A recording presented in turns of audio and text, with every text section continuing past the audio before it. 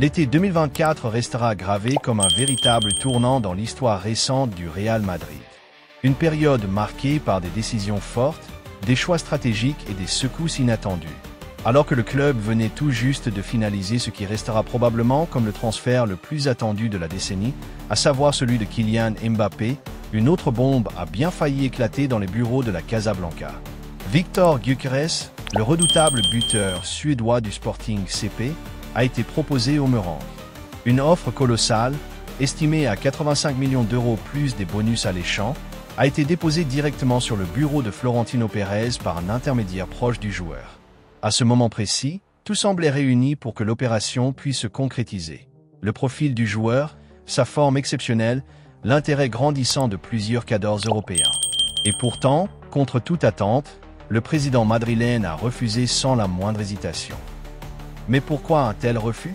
Qu'est-ce qui a poussé Florentino Pérez à repousser une proposition aussi impressionnante? Qui est ce mystérieux Diego Agad qui, dans l'ombre, semble avoir tout changé? Et surtout, quel est le véritable plan du Real Madrid pour régner sans partage sur le football européen tout au long des années 2030? L'histoire aurait pu être très différente, car Victor Gyökeres n'est pas n'importe quel attaquant. Il sort d'une saison absolument remarquable avec le Sporting CP. 34 buts inscrits en 43 matchs, dont 7 en Ligue Europa, un chiffre qui parle de lui-même et qui suffit à résumer l'efficacité clinique du joueur devant le but.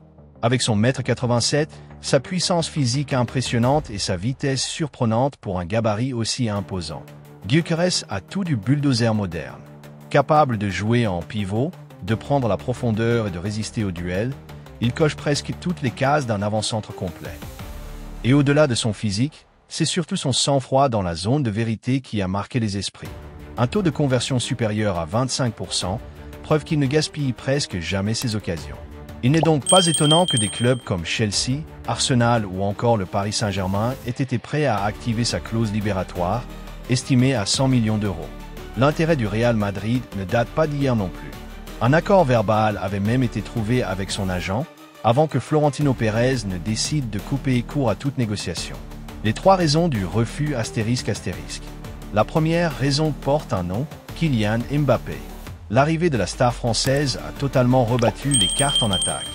Avec lui, Gyökeres n'aurait été qu'une option de luxe. Et dans l'esprit de Pérez, il n'était pas question de répéter les erreurs du passé. Le Real Madrid a déjà connu les mésaventures des galactiques inutiles, comme Eden Hazard ou Luka Jovic, des joueurs recrutés à prix d'or pour finalement s'asseoir sur le banc. Pérez veut éviter que l'histoire ne se répète. La deuxième raison est d'ordre stratégique. Le profil de Gyökeres, aussi séduisant soit-il, présente un certain nombre de risques. Le joueur n'a véritablement explosé qu'à 26 ans, un âge relativement tardif pour une révélation offensive. Le Real, désormais, mise soit sur des stars déjà confirmées au sommet de leur art, comme c'est le cas de Mbappé, soit sur des jeunes pépites à très fort potentiel, comme Endrick ou Diego Agad. Gyökeres, dans ce contexte, n'entrait pas vraiment dans la philosophie actuelle du club. Enfin, la troisième raison touche à l'un des projets les plus importants de Pérez depuis son retour à la présidence, la valorisation de la Fabrica. Le Real Madrid ne veut plus bloquer l'éclosion de ses jeunes talents en recrutant à tout va. Diego Agad, Iker Bravo et Paulo Iago sont tous prêts à faire le grand saut. Et Florentino se souvient très bien des cas d'Alvaro Morata ou de Juan Mata, contraints de s'exiler pour pouvoir exprimer tout leur potentiel. Cette fois, il veut que les talents maison aient leur chance. Diego Agad, la nouvelle pépite de la Fabrica ***. Mais qui est Diego Agad, ce jeune prodige qui semble avoir tout changé dans la stratégie du Real? Né le 12 mars 2006, ce jeune attaquant espagnol de 18 ans est l'une des plus grandes promesses de la Fabrica. Polyvalent, capable d'évoluer en pointe ou sur le côté droit, son style de jeu est souvent décrit comme un mélange entre Raúl et Vinicius. Une combinaison de technique, de vitesse et d'un sens inné du but. Mesurant un 1,81 m et encore en pleine croissance, il possède déjà un physique bien au-dessus de la moyenne pour son âge. Sa saison 2023 à 2024 a été tout simplement époustouflante. Avec 26 buts en 30 matchs disputés avec les U19 et le Castilla, Diego Agad a explosé aux yeux du grand public. En Youth League, il a également brillé avec 5 passes décisives à son actif. Ce n'est donc pas une surprise s'il est comparé à Kylian Mbappé par Raoul lui-même, notamment en raison de sa capacité à accélérer en un clin d'œil. Mais ce qui a véritablement propulsé Agad sous le feu des projecteurs, c'est ce match face au Barça U19 en mars 2024. Ce jour-là, il a inscrit un triplé retentissant dans une victoire écrasante 4-1. Un match qui a fait le tour des réseaux sociaux et qui a attiré l'attention de tout l'état-major du Real.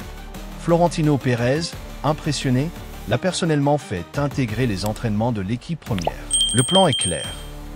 Pour permettre à Diego Agad de continuer sa progression, un prêt dans un club de Liga est envisagé. 2 destinations reviennent avec insistance, la Real Sociedad et Girona.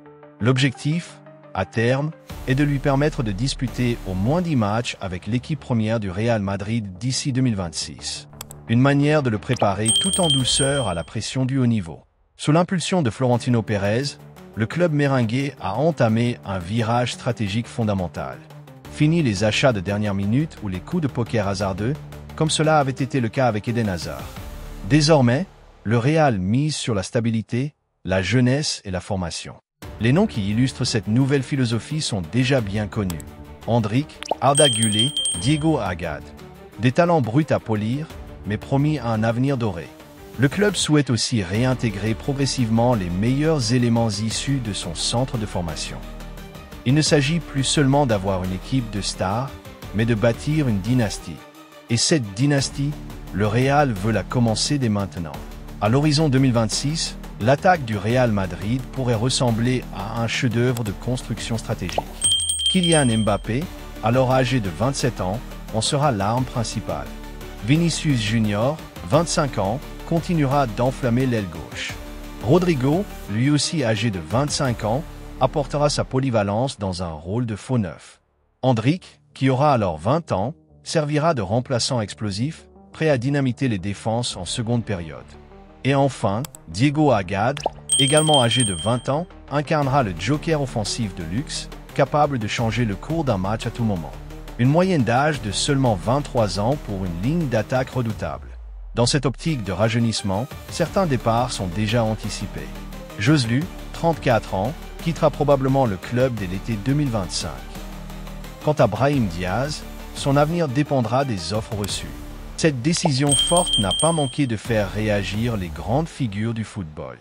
Jorge Valdano, ancien directeur sportif du club, estime que Pérez a compris que le Real doit revenir à ses racines, former ses propres stars. Raúl González, actuel entraîneur du Castilla, a lui aussi salué le choix, tout en insistant sur la nécessité de protéger Agad de la pression médiatique. Enfin, José Mourinho, dans une interview accordée à Marca, a tranché. Gyökeres est un très bon joueur, mais Mbappé et les jeunes, c'est logique. Le Real de 2030 se construit aujourd'hui. Florentino Pérez a fait un choix audacieux, mais surtout visionnaire. Refuser Gyökeres, c'était éviter un recrutement superflu. Parier sur Agad, c'est renforcer l'ADN du club. À moyen terme, le Real Madrid peut espérer disposer d'une attaque jeune, redoutable et capable de dominer l'Europe pendant une décennie. Un effectif équilibré entre stars confirmées et talents issus de la Fabrica. Un modèle économique durable avec moins de dépendance aux achats de prestige. Le Real Madrid surveille également de près 2 autres pépites pour 2025. Lenny Yoro, le défenseur central du LOSC, et Florian Wirtz, le meneur de jeu du Bayer Leverkusen. 2 joueurs qui pourraient s'inscrire dans ce projet de dynastie en construction. À vous de juger. Et vous, qu'en pensez-vous? Auriez-vous signé Victor Gyökeres? Ou êtes-vous, vous aussi, convaincu par le pari audacieux sur Diego Agad? Le débat est ouvert en commentaire. Likez si vous croyez en la Fabrica, et n'oubliez pas d'activer les notifications pour ne rien manquer de la prochaine révélation du Real Madrid.